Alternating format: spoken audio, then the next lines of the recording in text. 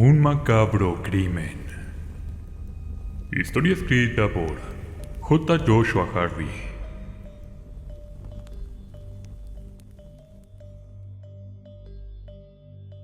Corría el año de 1975. En ese entonces era el jefe del departamento de policía de algún pequeño pueblo al centro de México. Eran años difíciles. La delincuencia, si bien no estaba tan desencadenada como hoy en día, se podría decir que era mucho más difícil cerrar los casos de algunos de los tantos crímenes cometidos en esa época. Gran causa era la falta de pruebas contundentes. En ese entonces no todos contaban con cámaras de videovigilancia o alguna videograbadora para capturar a los malhechores infraganti. Eso sin mencionar la poca difusión de los medios o la manipulación de información que hasta el día de hoy se tiene bien presente. Enero del 75. Era una tarde nublada. Recuerdo haber pedido los informes de algunas personas desaparecidas. En esa época, el abandono de madres a sus familias era frecuente. Cansadas del maltrato de sus esposos, no tenían más remedio que darse a la fuga, y si es que tenían pequeños, se los llevaban consigo. En la oficina teníamos como 3 casos así.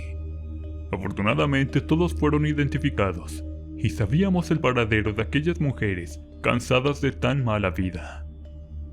De pronto, y sin avisar, entra de forma abrupta una señora, calculo de unos 28 a 30 años aproximadamente. Un compañero oficial la acompañaba. Ella lloraba desconsolada. Se le podía ver el pánico dentro de su mirada. Hice pasar a mi compañero a mi oficina para que me dijera más sobre el caso. Todo esto mientras auxiliaban a la pobre mujer. Ramírez, ¿qué tenemos ahora? Otra desaparición de alguna mujer, ¿no es así? Pregunté mientras fumaba un cigarrillo. La persona desaparecida es del género femenino, pero... Hizo una pausa mientras miraba al suelo. Al ver su expresión, pude notar que esto era diferente. Me acomodé de forma correcta en mi silla y lo miré fijo con temple y seriedad. Jefe, es solo una niña, mencionó el oficial Ramírez. Jamás habíamos tenido un caso con un peso tan mediático. La desaparecida era la infanta Amanda Villaseñor. La familia Villaseñor era una familia muy rica y bien posicionada en toda la región. Todo este caso levantó revuelo. Inmediatamente, después de terminar la charla con Ramírez, desplegué un operativo con todas las patrullas disponibles esa tarde-noche. Se omitió la orden del toque de queda al caer la noche. Patrullamos sin cesar durante toda la madrugada hasta el amanecer, pero no pudimos dar con ella. A la mañana siguiente, después de volver a la oficina, me tocó interrogar a la mujer que había entrado a la comisaría la tarde de ayer. Ella se dijo llamar Lucía Villaseñor, no sin antes darme una bofetada. ¿Cómo es posible que nadie vino a preguntarme de los detalles sobre la desaparición de mi hija? Entiendo que todos salieron en su búsqueda, pero ¿qué no era primordial saber todo sobre su desaparición, oficial?, comentó de manera enérgica. Lamento mucho lo ocurrido, señora, pero como usted sabe, las primeras 48 horas son fundamentales para dar sobre el paradero de ella o recabar alguna pista del siniestro. Es por eso nuestra manera de actuar, respondí serenamente. Mientras la hacía pasar a mi despacho, me preguntaba a mí mismo si no había sido un error actuar tan precipitadamente. Quizás me habré equivocado. Ella me dijo que era la madre de la joven, por lo que me contó que es viuda desde hace 2 años. Su esposo murió en un accidente automovilístico. Ella se ha encargado de gestionar toda la herencia dejada por su difunto marido. Según por lo que me comentó, ayer por la mañana, Lucía estaba muy ocupada con todo el papeleo de las cuentas y trámites bancarios de su empresa. Le indicó a su ama de casa que cuidara de la joven. Esta obedeció, pero al poco rato se descuidó porque también estaba lavando la ropa. Al momento de regresar para cerciorarse de cómo se encontraba Amanda, esta ya no se encontraba en su habitación. Buscaron por toda la casa y no dieron con ella. Alertados por tal situación, dieron aviso a las autoridades para auxiliarlas. Esto es todo lo que ella vio y sabe de esta tragedia. No tenía ninguna amistad, no tenía ningún amorío ni rivalidad con nadie. No tenía problema con siquiera su sombra. Por ende descartamos la hipótesis de venganza en este caso. Pero, si no fue eso, ¿entonces qué era? Si fuese por pedir dinero para algún rescate, ¿por qué no dejaron una nota o se comunicaron con nosotros? Los días pasaron y con ellos la esperanza. La gente estaba temorosa y a la expectativa de lo ocurrido. Recorrimos los distintos sitios del pueblo, aquellos lugares apartados y óptimos para cometer actos de los que nadie quiere enterarse. Visitamos el bosque, pero no logramos visualizar nada. Fuimos a un acantilado cerca de la carretera, pensando que pudiese él o los implicados eliminar cualquier rastro de pruebas, pero no obtuvimos nada en concreto. Pasó una semana de la desaparición. La gente empezaba a salir de sus casas con toda la preocupación del mundo, paranoicos de que un asesino esté suelto en la comunidad. Antes del incidente se podía ver a niños jugando en el parque, familias y gente recorriendo las calles a altas horas de la madrugada. Todo eso se fue perdiendo desde lo suscitado. Nuestra exhausta investigación nos llevó a entrevistar muchísimas personas, tanto cerca como lejos del lugar de los hechos. Todos conocían a la familia Villaseñor. Es por eso que algunos inventaban pistas falsas, con tal de obtener algo de recompensa. Esto dificultó mucho nuestra investigación. Incluso la radio hacía eco de la noticia, esparciéndola de gran manera con el fin de tener una esperanza de encontrar a Amanda. Para la segunda semana de enero, habíamos reunido las suficientes hipótesis. De esta manera, logramos tener 3 sospechosos posibles. El primero de ellos era Julián, el carnicero del pueblo. Este iba todos los lunes de cada semana a la casa de los Villaseñor para surtir de carnes la vivienda. Se trasladaba en una vieja camioneta de color azul. Por testimonio de varias personas, se nos informó que, a 2 días de la desaparición de Amanda, este carnicero estaba tirando al río lo que parecen ser vísceras de un animal o de un ser vivo. El segundo sospechoso, o más bien sospechosos, se trataban de los gemelos Lara. Estos nacieron con la malformación de espalda encorvada. Rechazados por la sociedad a raíz de su aspecto, estos 2 retraídos sobrevivían de las sobras de comida que les daba la gente. 1 o 2 días por semana se acercaban a la casa de los hechos para pedir por sobras de comida. No estaban del todo bien psicológicamente, y aunque nunca habían hecho daño a nadie, no se podía descartar su participación. Por último, estaba el exconvicto Lawrence. Este fue condenado por el crimen de asesinato hace 2 años, pero fue liberado por falta de pruebas.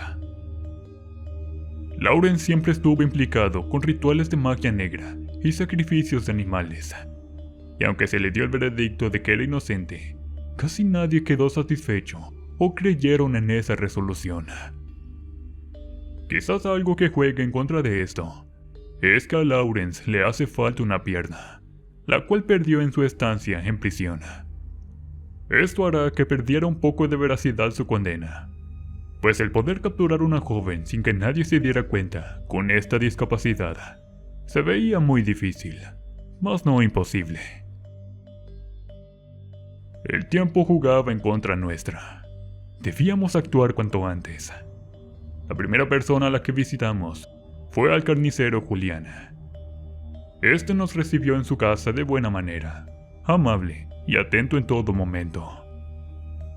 En el interrogatorio fue de lo más genérico, preguntándole lo más obvio, si sabía del paradero de la niña. en dónde estaba cuando se suscitaron los hechos, etc.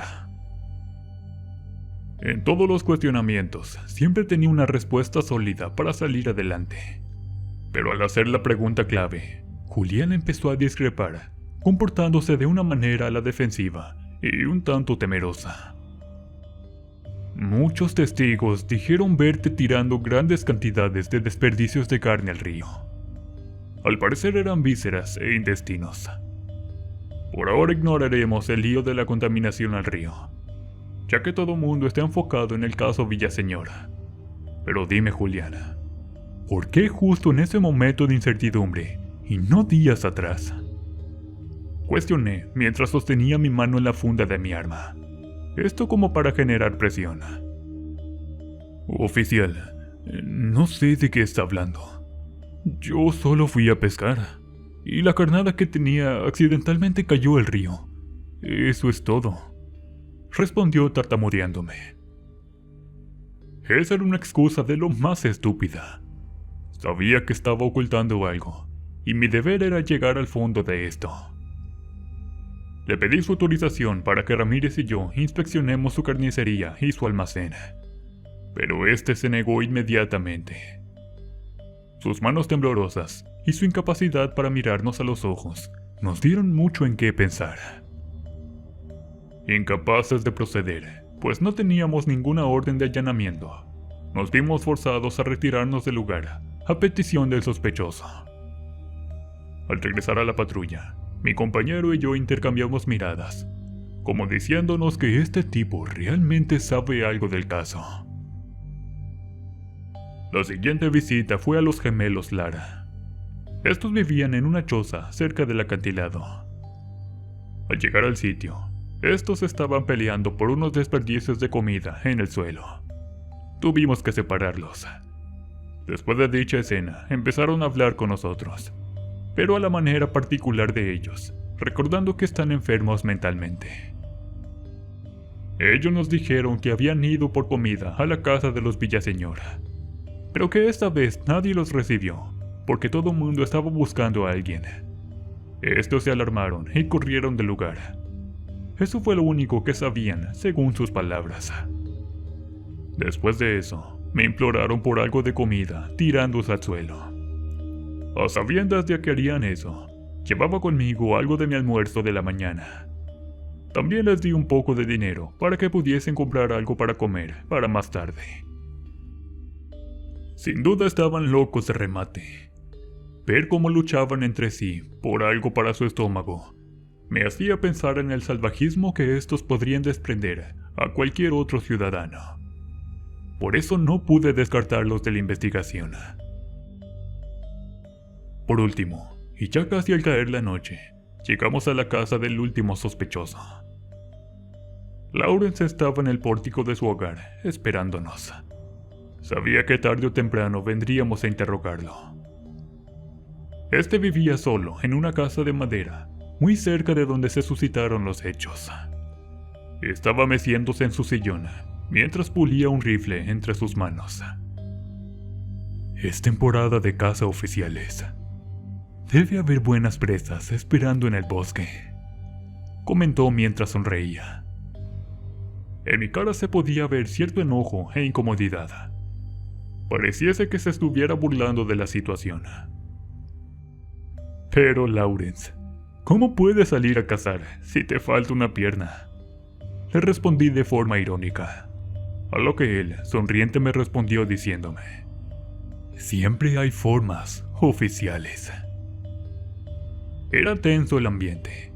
Claramente se notaba que no quería cooperar con nosotros.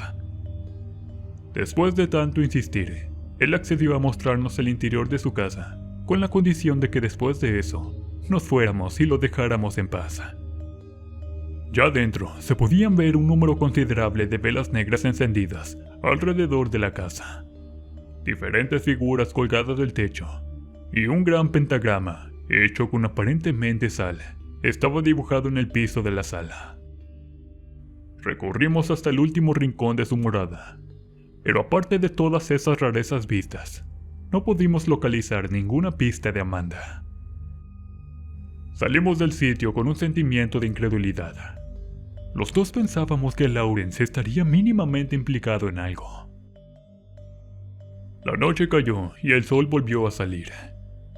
La pobre madre seguía llorando desconsolada, pero después de un arduo trabajo de campo y de interrogar casi medio pueblo, decidimos emprender acciones. Redactamos la orden de allanamiento en contra del carnicero. Al llegar al sitio, este no estaba, y toda la bodega estaba limpia y vacía, sin rastro de nada para dar con su paradero. Nos movilizamos por todos los caminos que pudiese tomar Julián. Después de un largo día y gran incertidumbre, entre todos los pobladores pudimos dar con él y proceder a su captura. Por fin un rayo de esperanza entraba por la ventana de los Villaseñor.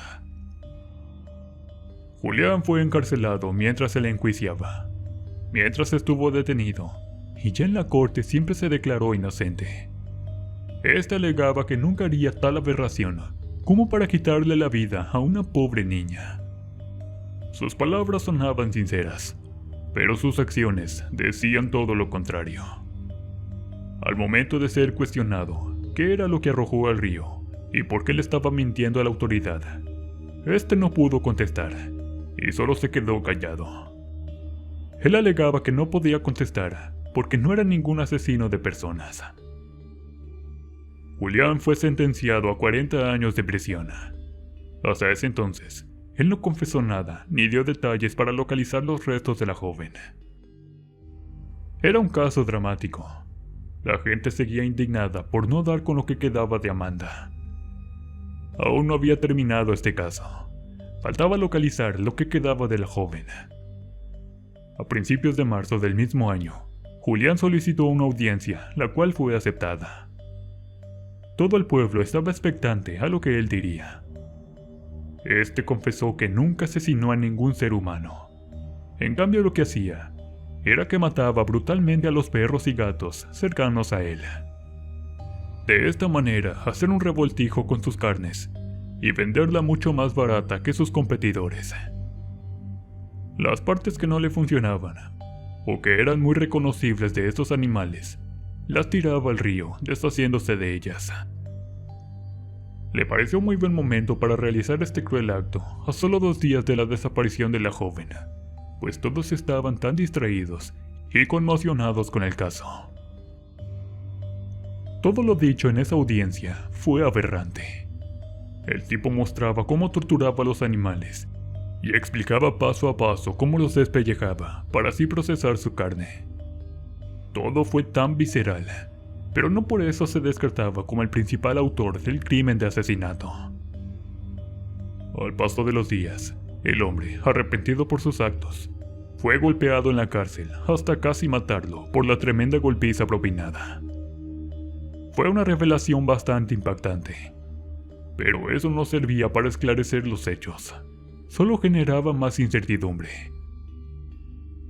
A mediados del mes, gente empezó a atestiguar cómo los gemelos Lara frecuentaban de forma muy reiterada el bosque en horas muy tempranas del día. Estábamos desesperados por encontrar respuestas, tanto que Ramírez y yo nos escondimos durante toda la madrugada en la entrada del bosque, solo para esperar el siguiente movimiento de los gemelos. Pasaron varias horas hasta que empezamos a ver movimiento. Estos se aproximaron a la entrada, y después de cerciorarse que nadie los siguiera, se adentraron a lo profundo del espeso bosque. Al ver eso, los dos nos dispusimos a seguirlos. Los gemelos tomaron varios atajos poco transitados y algunos caminos aún sin abrir, bien ocultos por la maleza del sitio, hasta que ellos nos guiaron sin saberlo a un lugar muy apartado de la población. Al revelarse todo ante nosotros, nos dispusimos a ponerlos bajo arresto, atrapándolos en el acto. Estos ocultaban un cuerpo en estado de putrefacción dentro de una fosa clandestina, hechos por ellos mismos. Los gemelos trataban de conservar el cuerpo para así comérselo poco a poco, pero el olor los estaba delatando, por lo que tuvieron que buscar cal y otro tipo de productos para erradicar el olor, cosa que no les funcionó. Ellos confesaron que meses atrás tuvieron un sueño colectivo. En este se les aparecía un hombre que les prometía cosas, felicidad y dinero. Mucho dinero si ellos eliminaban a un ser puro y sin ambiciones. Es por eso que planearon de forma cuidadosa quién sería esa víctima y cómo sería el plan para deshacerse de ella. Los gemelos relataban que podían contactar con el que llamaban el hombre del polvo negro, mediante los sueños, y que éste les obligó a hacerlo. Esa mañana de los hechos, cuando la gente dentro de la casa se distrajo por la llegada del carnicero, ellos entraron por la parte de atrás por una ventana abierta. Sedaron a la niña con cloroformo y la llevaron a su choza. Ahí ellos narraron con crudeza que al ver su cuerpo, no pudieron resistir sus deseos carnales y abusaron de ella en múltiples veces, hasta su estrangulamiento. Después pensaron en tirar el cadáver al acantilado, pero esto era muy obvio y rápidamente la encontrarían. Por eso se la llevaron al bosque y de ahí se deshicieron de ella.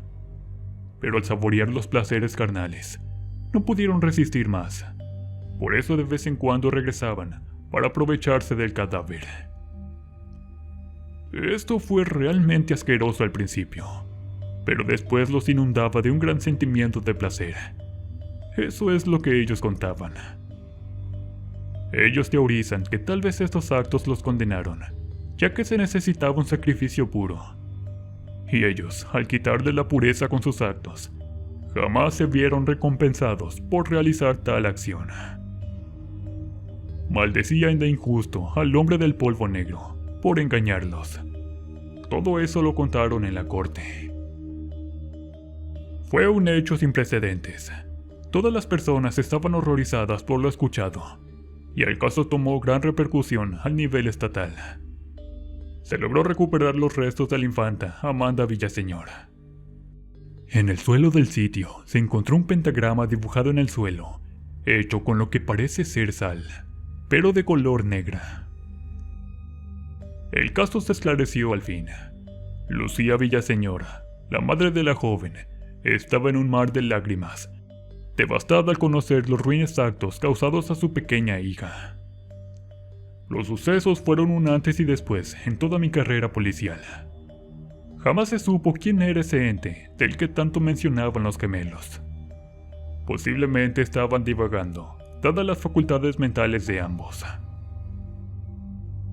El carnicero Julián siguió en la cárcel, ahora juzgado por sus delitos de maltrato y crueldad animal, hasta que fue asesinado ahí dentro por otros convictos. Mientras que los gemelos Lara fueron internados en un hospital psiquiátrico, en el cual siguen hasta el día de hoy, tratando de demostrar que fueron manipulados por una sombra. Algo que los acechaba en las noches, y que cambiaría el destino de ellos y de todos en el pueblo para siempre.